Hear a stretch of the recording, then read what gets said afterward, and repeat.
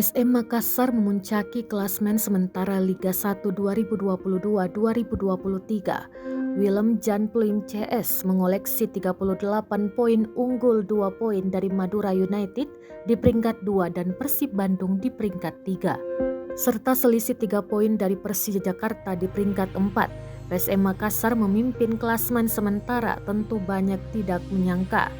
Pasalnya, tim berjuluk Laskar Pinisi tidak diisi oleh pemain tenar, hanya andalkan pemain dari Liga 2 dan Akademi PSM Makassar di musim ini.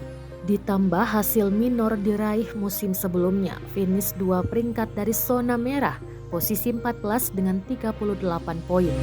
Pelatih PSM Makassar Bernardo Tavares mengatakan timnya saat ini ibarat bermimpi, tidak ada menyangka akan memimpin klasemen hingga pekan ke-20 Liga 1. PSM Makassar memimpin klasemen dari 10 kemenangan, 8 kali imbang dan hanya sekali kalah. Juru taktik berkebangsaan Portugal ini mengaku hasil diraih tersebut berkat kerja keras seluruh elemen dalam tim.